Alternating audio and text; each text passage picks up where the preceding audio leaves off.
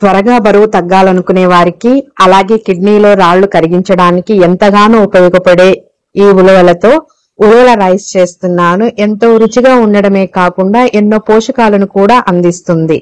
ఇందులో iron, calcium, phosphorus, fibre ఉండడం వలన రక్తంలో గ్లూకోజ్ స్థాయిలు అలాగే రక్తపోటు నియంత్రణలో ఉంటుంది.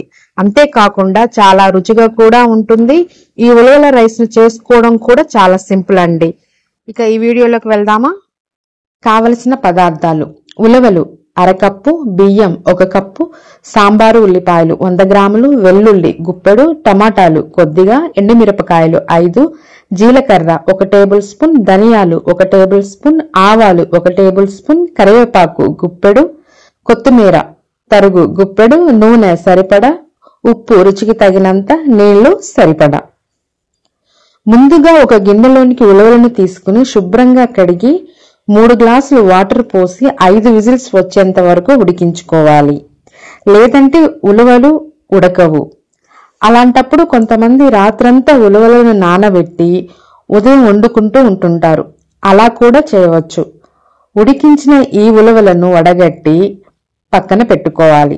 చూడండి, ఇవి ఉలవలు ఉడికించిన నీళ్లు.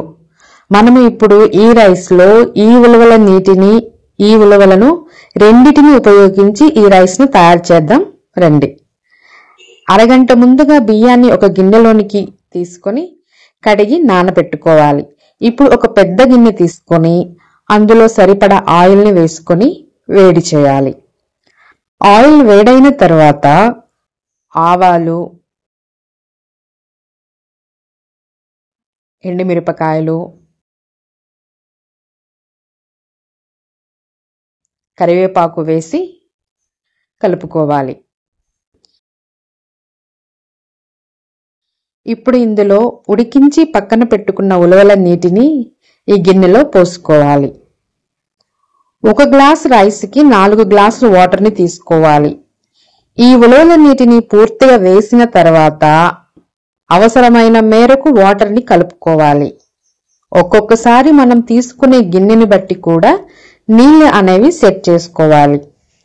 ఒకవేళ కుక్కర్లో వండినట్లయితే తక్కువ వాటర్ అవసరం ఉంటుంది.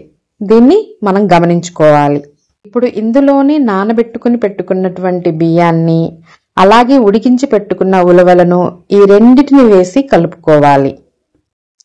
ఇప్పుడు ఇందులోనే మనము సాంబారు ఉల్లిపాయలు అంటాం కదా, వీటిని ఒక 100 గ్రాములు మీ టేస్ట్ని బట్టి వేసుకోవాలి. ఎక్కువ ఇష్టంగా తినేవారు కొంచెం ఎక్కువ వేసుకోండి, లేదంటే కొంచెం తక్కువ వేసుకోండి. అలాగే ఈ ఉల్లిపాయలైతే కాస్త రుచి బాగుంటుంది. అలాగే టమాటా ముక్కలు, జీలకర్ర,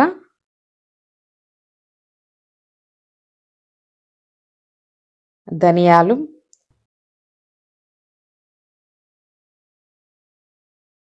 రుచికి సరిపడా ఉప్పు,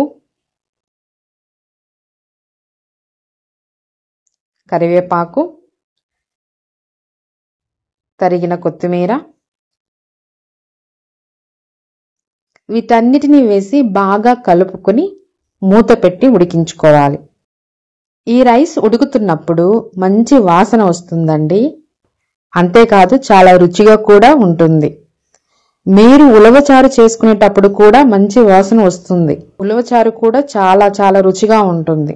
రుచితో పాటు ఆరోగ్యానికి కూడా ఎంతో మంచిది. ఈ ఉలవలను తీసుకున్నట్లయితే గుర్రానికి ఎంత పవర్ ఉంటుందో అంతటి పవర్ ఈ ఉలవల్ని తీసుకోవడం వల్ల వస్తుంది అంటారు.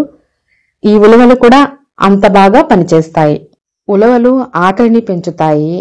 ఊపిరితిత్తుల్లో పేరుకుపోయిన గడ్డ కట్టినటువంటి కఫాన్ని కరిగించడంలో ఉలవలు చక్కగా పనిచేస్తాయి. మీకు ఈ వీడియో నచ్చిందంటే ఒక లైక్ కొట్టి కామెంట్ చేయండి. ఇంకా ఇలాంటి ఇంట్రెస్టింగ్ రెసిపీస్, మరెన్నో కొత్త రెసిపీస్ కోసం నా ఈ ఛానల్ ని సబ్స్క్రైబ్ చేయడం మర్చిపోవద్దు. సబ్స్క్రైబ్ చేసిన వెంటనే పక్కనే ఉన్న బెల్ ఐకాన్ ని కూడా ప్రెస్ చేయండి ఫ్రెండ్స్. అప్పుడే నా ప్రతి కొత్త వీడియో నోటిఫికేషన్ రూపంలో మీకు చేరుతుంది. ఇంకా ఇలాంటి చక్కటి వంటల కోసం పద్దూస్ మరో ప్రపంచంలో మళ్ళీ కలుద్దాం. Thank you.